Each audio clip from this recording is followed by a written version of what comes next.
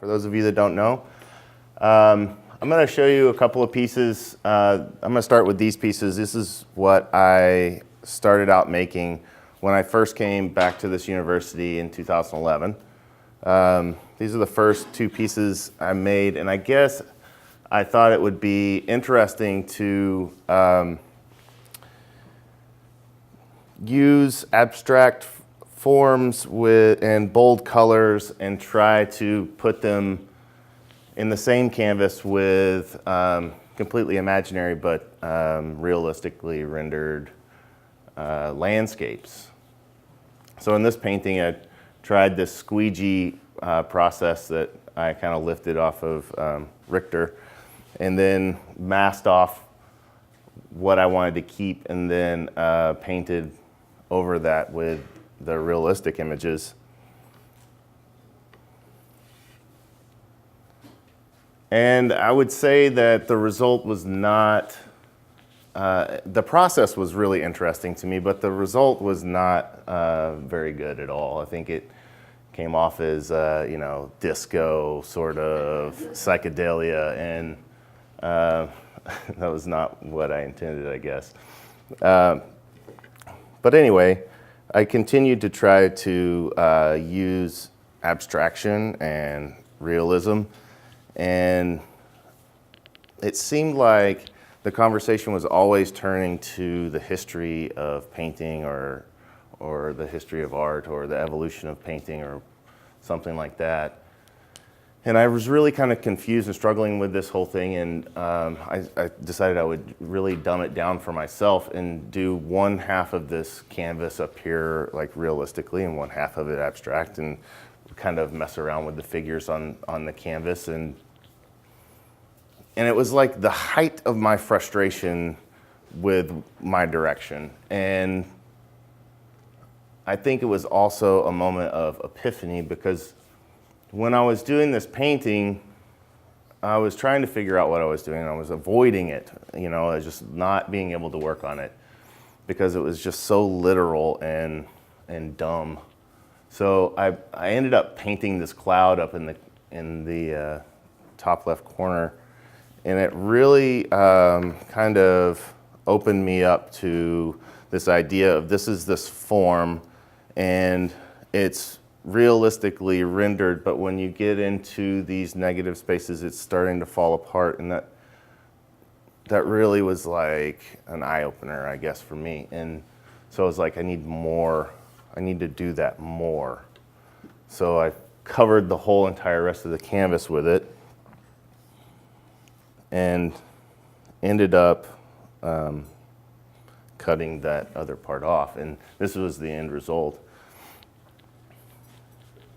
I think it was a good moment for me generally because the conversation shifted then from the evolution of painting to the form and what this form means to me. It was really positive to me because I don't want to be an artist who makes work that excludes my viewers, that excludes a set of viewers that don't necessarily know the history of art or can't converse about the evolution of painting.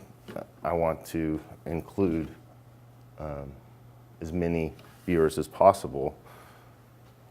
And when the conversation shifted to what does this form mean to you, it just seemed like a really positive turn.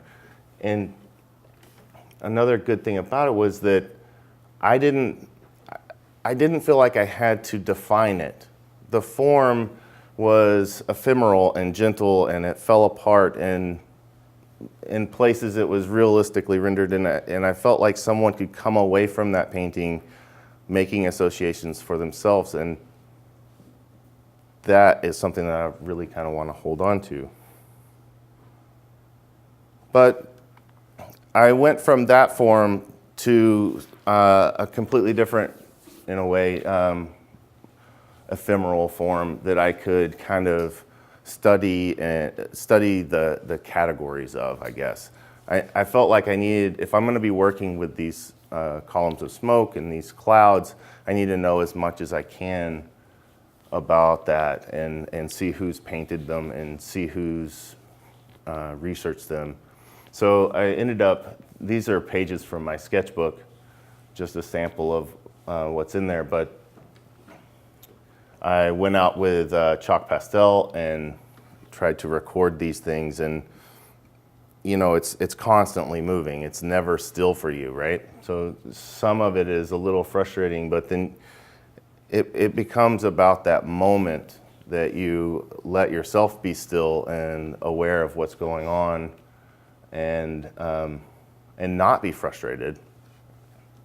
And I think that's a very powerful thing. Just a little sidebar, what I found out in some of my research is a man named Luke Howard was the first person that categorized clouds. That's where we get the words cumulus and nimbus and cirrus and stratus, and they're Latin. But he was a chemist in the 19th century and was kind of unhappy, but he also belonged to this club where he had to write papers, and a club of scientists who wrote science papers, and if he didn't write a paper, he was going to be fined like $100 or something like that, which I imagine is a lot of money back then.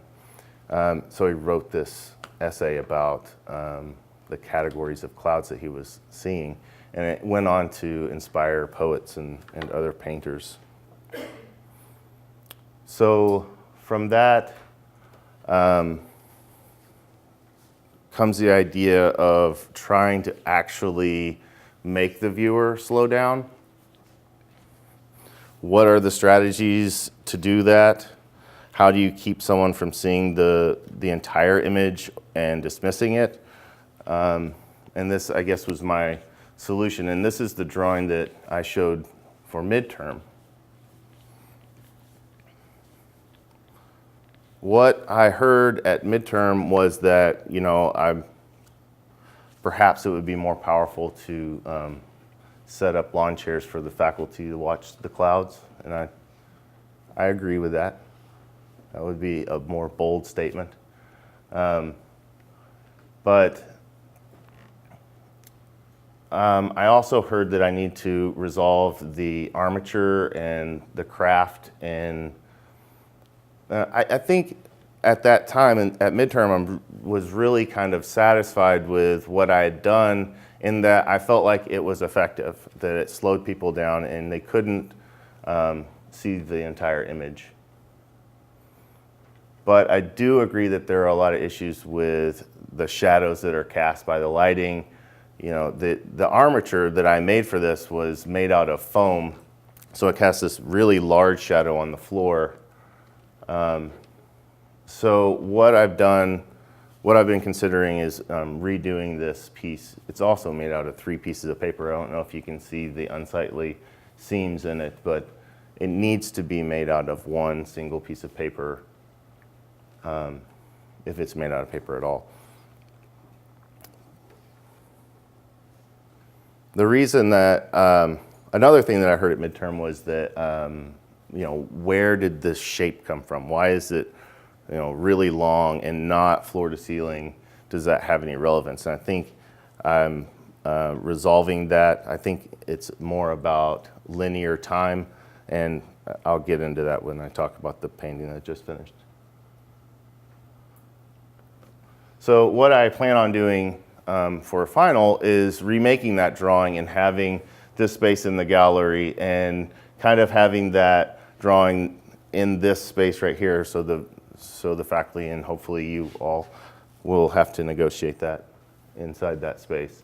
But making it site specific and using different materials for the armature, I think will help that quite a bit.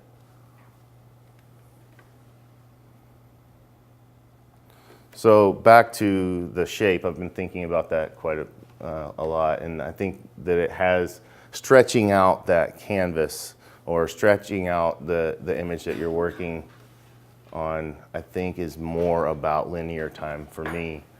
And that's kind of what I was going for with this. This is 20 inches tall and 12 feet long. And this image is finished. But the plan for that is to be kind of in sequence. Another way that I'm trying to negotiate what I heard at midterm is using video.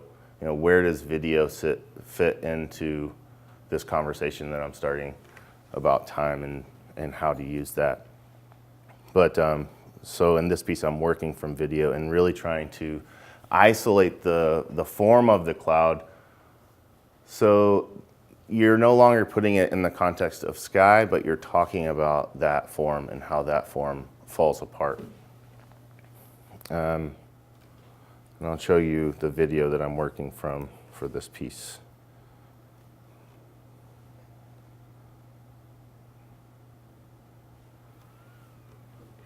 Hopefully you can identify it's this cloud right here.